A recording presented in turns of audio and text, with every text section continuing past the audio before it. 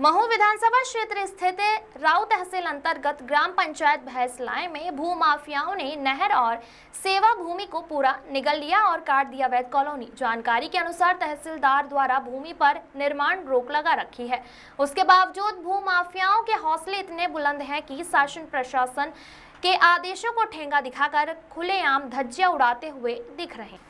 इस अवैध कॉलोनी के निर्माण का कार्य कर रहे हैं। मामला कलेक्टर के संज्ञान में नहीं है या फिर भू माफिया द्वारा फर्जी कागज पर कार्य किया जा रहा है, समझ से परे है। तहसीलदार के स्टे के आदेश का पालन न करना सीधा प्रशासन को खुली चुनौती देने जैसा है, जिसके बावजूद भी भू माफिया अपने दबाव प्रभाव के दम पर कॉलोनी का निर्माण कर रहे हैं।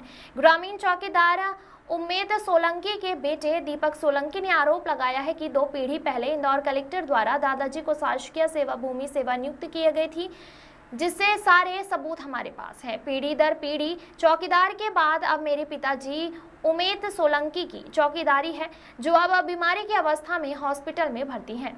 उसके बाद भी दबंग भू माफिया मुझे मेरी जमीन से बेदखल करने से नहीं चूक रहे हैं। भू माफियाओं द्वारा सेवा भूमि और शासकीय नहर पर कब्जा कर अवैध तरीके से मेट्रो सिटी कॉलोनी काटी गई है।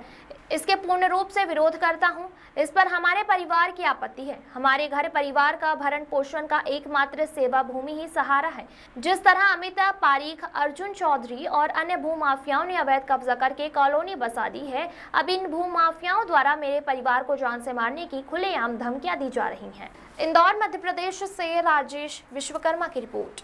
उम्मेद चौकीदार। कहाँ के रहने वाले? सर भिसलाई। आपके पिताजी क्या करते हैं?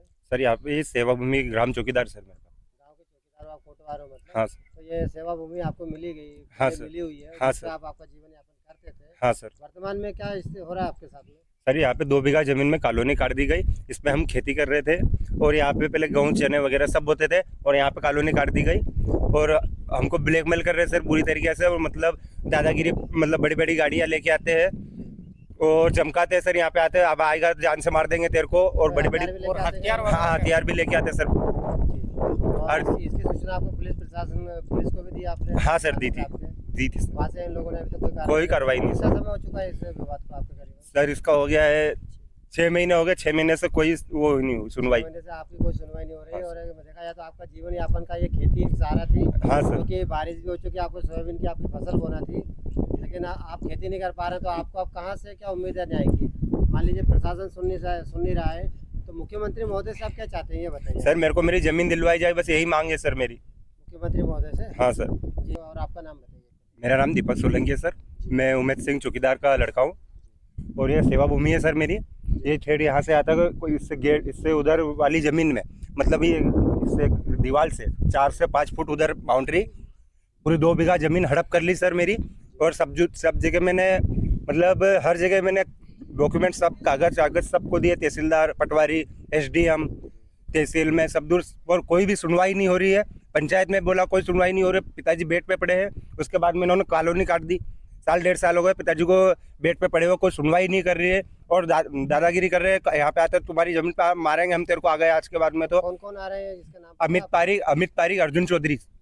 ये आपको मारने डराने धमकाते हैं? हाँ। इसको लेके कुछ शासन प्रशासन से आपने उम्मीद लगाई या कुछ गए हो? हाँ सर, वहाँ पे तहसीलदार से मिले, उनको भी आवेदन दिया, उन्होंने भी कोई सुनवाई नहीं की। स्टे हो गया, स्टे का भी कोई वो ही नहीं हुआ।